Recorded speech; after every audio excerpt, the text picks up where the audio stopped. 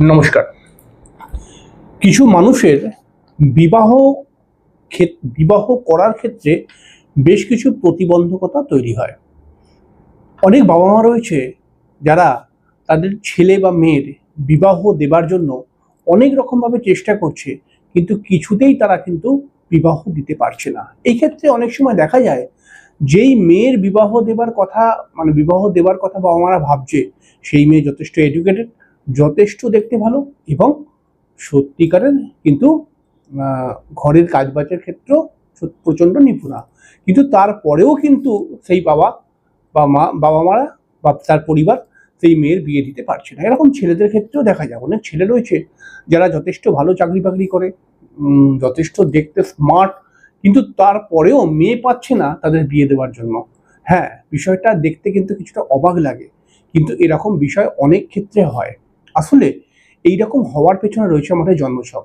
জন্মছকের মধ্যে এমন কিছু যোগ তৈরি হয়ে যায়, যেই যোগগুলো যদি আপনি আগে থাকতে দেখে নেন, তাহলে আপনি নিজেই বুঝতে পেরে যাবেন যে এই যোগগুলো থাকার জন্য এদের বিবাহ হচ্ছে না, বা বিবাহ আটকে যাচ্ছে, বা বিবাহ বিলম্ব হচ্ছে।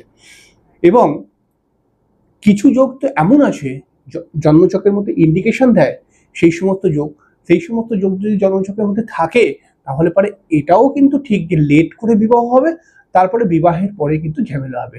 আসুন আমরা এই সমস্ত যোগগুলোকে নিয়ে স্টেপ বাই স্টেপ আলোচনা করি। আমি তো এর আগে অনেকদিন আগে একটি ভিডিও করেছিলাম, যেখানে আমি বলেছিলাম যে রবির যদি দেখা যায় রবির আগে, রবির দ্বিতীয় বা তৃতীয় ঘরে যদি শুক্র চলে যায়, তাহলে পারে কিন্তু বিবাহ অনেক সময় বিলম্ব হয়ে যায়, বিবাহ হতেই চায় না। ছেলের বাড়ির লোকরা মিষ্টি খেয়ে চলে যায়, তারপরে বলে আপনাকে খবর দিচ্ছি, আর খবর কিন্তু আসে না। এরকম কিন্তু অনেক ক্ষেত্রে দেখতে পাওয়া যায় যে রবির ডিগ্রিগতভাবেও যদি শুক্র আগে থাকে, তাহলেও পরে কিন্তু এই বিষয়টা দেখতে পাওয়া যাবে। অনেক সময় দেখতে পাওয়া যায় যে রবির সঙ্গে শুক্র একসঙ্গে বসে রয়েছে, কিন্তু রবির ডিগ্রির থেকে শুক্র বেশি ডিগ্রিতে আছে, তখনও কিন্তু বিবাহ অনেক সময় বিলম্ব হয়, এরকম দেখা গেছে। আর এছাড়াও কিন্তু শুক্রকে দেখুন, রবির আগের ঘরে যদি শুক্র চলে যায় এবং সেই শুক্রের উপর যদি শনির দৃষ্টি পড়ে, তাহলে তো বিবাহকে নিয়ে একটা ধোঁয়াশাই অনেক সময় তৈরি হয়ে যায়, বিবাহ অনেক ক্ষেত্রে হয়ই না। আমি প্রথমে বললাম রবির আগে যদি শুক্র চলে যায় তাহলে বিবাহ বিলম্ব হয়, আর তারপরে বললাম রবির আগে শুক্র চলে গেছে এবং সেই শুক্রকে শনি দেখছে, তাহলে পরে কিন্তু আহ মানে বিবাহ হয় না, অনেক ক্ষেত্রে দেখতে পাওয়া গেছে।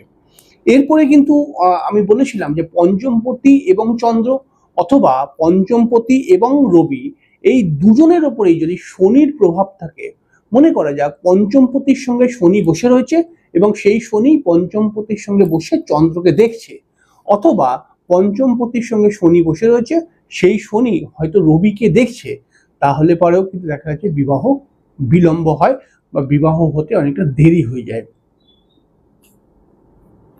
এছাড়াও বৃশ্চিক রাশির মধ্যে যদি রবি থাকে, তাহলেও বিবাহ হতে বিলম্ব হয়, অথবা বিবাহ যদি হয়ে যায় তাহলে বিবাহিত জীবন নিয়ে বেশ কিছুটা সমস্যা তৈরি করে। বিশেষ করে এটা মেয়েদের ছকের মধ্যে কিন্তু খুব কার্যকরী, অর্থাৎ কোনো মেয়ের জন্ম ছকের মধ্যে যদি বৃশ্চিক রাশির মধ্যে রবি থাকে, তাহলে দেখতে পাবেন আপনারা যে বৃশ্চিক রাশির মধ্যে রবি থাকলে পারে সেই মেয়ের বিবাহ হতে চায় না, আর বিবাহ যদি হয়ে গিয়ে থাকে তাহলে বিবাহিত জীবন নিয়ে প্রচন্ড অশান্তি ঝামেলা কিন্তু লাগতে পারে। এছাড়াও আমি একটি পয়েন্ট বলেছিলাম, চন্দ্র বা রবি যদি লগ্নের চতুর্থে থাকে, তাহলে পরেও কিন্তু বিবাহ বিলম্ব হয়। এছাড়াও কিন্তু চন্দ্র বা রবি যদি লগ্নের দশমে থাকে, তাহলেও বিবাহ হতে কিছুটা বাধা সৃষ্টি করে, বা বিবাহ হতে বাধা সৃষ্টি করে না, কনফিউশন তৈরি করে দেয় কিন্তু এই যোগটা। আসলে আসলে লগ্ন থেকে আমরা, যেমন আমরা নিজেদেরকে বিচার করি, লগ্ন থেকে হচ্ছে জাতক নিজে। এই লগ্নের দশম ঘরে যদি চন্দ্র চলে যায় বা লগ্নের দশম ঘরে যদি রবি চলে যায়, তাহলে পারে কিন্তু একজন জাতক বা জাতিকা সবসময় মনে করে যে আগে আমি প্রতিষ্ঠিত হই, তারপরে বিবাহ করব। এবার তার জন্মছকের মধ্যে যদি আরো কিছু সমস্যা থাকে, তাহলে তার প্রতিষ্ঠিত হতে বেশ কিছুটা সময় লেগে যায়, এই কারণে কিন্তু বিবাহটাও তার কিন্তু একটু দেরি হয়ে যায়। এইটা হচ্ছে মূল লজিক। এছাড়াও দেখুন, আমরা তো জানি যে সপ্তম স্থানে শনি যদি বসে থাকে তাহলে বিবাহ বিলম্ব হয়, কিন্তু এরকম সবসময় দেখা যায় না। কিন্তু যে সপ্তম স্থানে শনি বসে রয়েছে বিবাহ হতেই চাইছে না, এরকম হয় কিছু কিছু ক্ষেত্রে, কিন্তু সর্বক্ষেত্রে হবে না। তবে এখানে একটি কথা মাথায় রাখতে হবে, সপ্তম স্থানে যদি শনি থাকে এবং সেই শনি যদি কেতুর নক্ষত্রে বসে থাকে তাহলে পারে কিন্তু বিবাহ অনেকটাই বিলম্ব করে দেয় বা বিবাহ চট করে হতে চায় না। দেখুন, কেতু একটা বিলম্বের কারক গ্রহ, কেতু কিন্তু বাধা দেওয়ার একটি কারক গ্রহ। তাহলে কেতুর নক্ষত্র, এমনি শনিও বিলম্ব করায় বা দেরি করায়। এবার শনি যদি কেতুর নক্ষত্রে সপ্তম স্থানে বসে থাকে তাহলে পারে তো অটোমেটিক্যালি বিবাহটাকে বিলম্ব করিয়ে দেবে। এবং শনি যদি কেতুর নক্ষত্রে বসে থাকে তাহলে কিন্তু এই বিষয়টাও নিয়ে ভেরি সিরিয়াস, যে বিবাহিত জীবন হয়তো দেরি হয়ে গেল বিবাহ করতে, হয়তো আপনি মনে করা যাক আপনার জন্মছকে শনি সপ্তম ভাবের মধ্যে কেতুর নক্ষত্রে বসে রয়েছে, তাহলে পরে এবার ধরুন আপনার মনে করা যাক যে 35 বছরে বিবাহ হলো। এই কেতুর নক্ষত্রে শনি বসে থাকার জন্য তারপরে কিন্তু একটা প্রবলেমও তৈরি করে বিবাহের পরে, যেটা পারিবারিক বা দাম্পত্য অশান্তি তৈরি করে দেয়। সেটা কি?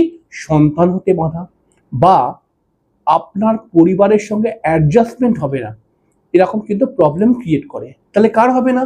মনে করান একটা ছেলের সপ্তম স্থানে শনি বসে রয়েছে কেতুর নক্ষত্রে, তাহলে সেই যে সে হয়তো বিবাহ করলে একটু বেশি বয়সে, 35 বছর বয়সে হয়তো সে বিবাহ করলো।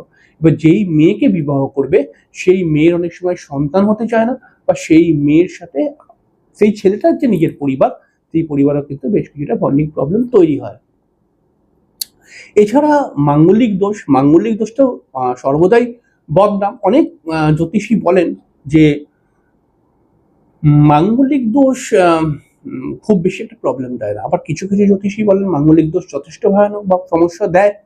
তো এই বিষয়টা নিয়ে কনফিউশনের মধ্যেই আপনারা হয়তো থাকতে পারেন, কিন্তু আমি যেটা দেখেছি আমার ব্যক্তিগত মতামত থেকে, কিন্তু মাঙ্গলিক দোষ যদি মঙ্গল কোনো শত্রু গ্রহের রাশিতে বসে মাঙ্গলিক দোষ তৈরি করে তাহলে যথেষ্ট প্রবলেম কিন্তু দেয়, এরকম দেখেছি আমি। শুভ গ্রহের রাশি হচ্ছে চন্দ্র, বুধ, শুক্র মানে বৃষ, মিথুন, কর্কট, কন্যা, তুলা এবং ধনু, মীন। এই রাশিগুলোর মধ্যে মঙ্গল যদি বসে মাঙ্গলিক দোষ তৈরি করে তাহলে মাঙ্গলিক দোষের এফেক্ট খুব একটা নেগেটিভ হয় না, ঠিক আছে। কিন্তু যদি শনির ঘর মানে মকর, কুম্ভ, বৃশ্চিক, মেষ, সিংহ এই সমস্ত ঘরে মঙ্গল বসে মাঙ্গলিক দোষ তৈরি করে তাহলে কিন্তু মাঙ্গলিক দোষের কারণে বেশ কিছু সমস্যা আসে। সেক্ষেত্রে ছেলে বা মেয়ের যারই থাকুক মাথা গরমের প্রবণতা আসবে, জেদি মানুষ হবে কিন্তু সেই মানুষটি, অর্থাৎ যার এরকম যোগ থাকবে সে একটু জেদি প্রকৃতির হবে, এবং সে একটু স্পষ্টবাদী মানে বেশি স্পষ্টবাদী, এবং বিয়ে করতে চাইবে না বা বিবাহ হবে না চট করে, এরকম বেশ কিছু প্রবলেম কিন্তু ক্রিয়েট করে, এবং কোনো কোনো সময় ছোটখাটো দুর্ঘটনাও কিন্তু ক্রিয়েট করিয়ে দেয়। তো এই ব্যাপারটাকে নিয়ে আপনি সতর্ক থাকবেন। মঙ্গল কোন ঘরে বসে মাঙ্গলিক করছে? মাঙ্গলিক তো 1, 4, 7, 8, 10 এই সমস্ত ঘরে মঙ্গল থাকলে মাঙ্গলিক হয়। এবার মাঙ্গলিকটা যদি অশুভ গ্রহের রাশির মধ্যে বসে মাঙ্গলিক হয় তাহলে পরে কিন্তু এটা যথেষ্ট পীড়াদায়ক। এবার আপনি বলবেন মঙ্গল তো মেষের ঘরে বা বৃশ্চিকের ঘরে বসে যদি মাঙ্গলিক করে তাহলে কি মাঙ্গলিকের এফেক্ট আসবে? কারণ মঙ্গল তো তার নিজের ঘর। আমি কি বললাম? এটা কোনো গুরুত্ব রাখে না। সব থেকে বেশি গুরুত্ব রাখে হচ্ছে মঙ্গল অশুভ গ্রহের অশুভ রাশির ঘরে বসে মাঙ্গলিক দোষ করছে কিনা, তাহলেই এফেক্টেড হবে, বিবাহের ক্ষেত্রে প্রবলেম ক্রিয়েট করবে। মঙ্গল নিজের ঘরে বসে মাঙ্গলিক করলে হয়তো অন্য কিছু জায়গায় সমস্যা আসবে না, কিন্তু বিবাহের ক্ষেত্রে প্রবলেম তো আনবেই আনবে।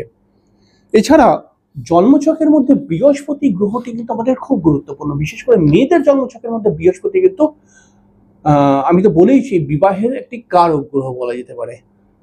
সবাই বলে যে, অনেকেই বলে মঙ্গল মেয়েদের ক্ষেত্রে মঙ্গলকে দেখা উচিত বিবাহের জন্য, মঙ্গল হচ্ছে মেয়েদের বিবাহের কারক গ্রহ, কিন্তু আমি সবসময় বলি কি বৃহস্পতি কিন্তু মেয়েদের বিবাহের কারক গ্রহ। তাই এই মেয়েদের বিবাহের কারক গ্রহ বৃহস্পতি যদি বিবাহের কারক গ্রহ, সাধারণ ছেলে বা মেয়ে দুজনেরই বিবাহের কারক গ্রহ হচ্ছে শুক্র, তাহলে মেয়েদের ক্ষেত্রে তার হাজবেন্ডের কারক গ্রহ হচ্ছে বৃহস্পতি, আর ছেলেদের ক্ষেত্রে তার ওয়াইফের কারক গ্রহ হচ্ছে শুক্র। আর যদি আমরা ওভারঅল বিবাহের কারক গ্রহ দেখি মানে ছেলে এবং মেয়ে, তাহলে আমরা শুক্রকেই পাবো। হ্যাঁ, মানে শুক্র সপ্তম ভাবের কারক। তাহলে এই বৃহস্পতি থেকে শুক্র যদি ষষ্ঠ অষ্টম দ্বাদশ ঘরে থাকে, সেক্ষেত্রে কিন্তু বিবাহ বাধা তৈরি হয় বা বিবাহিত জীবন নিয়ে নানান অশান্তি আসে। তো এই পয়েন্টগুলোকে যদি আপনি একটু মাথায় রাখেন, তাহলে পরে কিন্তু আপনি সহজেই আপনার নিজের জন্মছক দেখেই বলে দিতে পারবেন যে আপনার বিবাহের সমস্যা আসবে কি আসবে না, বা সেখানে কোন গ্রহটাই সমস্যা পড়ছে। এবার দেখুন, এই বিবাহের সমস্যা কাটাতে গেলে পারে সঠিক পদ্ধতিতে প্রজাপতি কবচ করতে হয়। এটা উল্টোপাল্টা পদ্ধতিতে করলে হবে না, এটা সঠিক পদ্ধতিতে করতে হয়। করলে পারে কিন্তু এই ব্যাপারটা থেকে রিমুভ পাওয়া যায়, এরকম আমার কাছে হুদো প্রমাণ আছে। তো এই আমি যে মূল উদ্দেশ্যটা ভিডিওটা করলাম, যে বিবাহ হতে এত দেরি হচ্ছে কেন, তাহলে এই পয়েন্টগুলো কিন্তু তার জন্য অবশ্যই একটি দায়ী। পরের দিনকে আমরা আরেকটি অনুষ্ঠান নিয়ে চলে আসবো। ততক্ষণের জন্য নমস্কার, ভালো থাকবেন।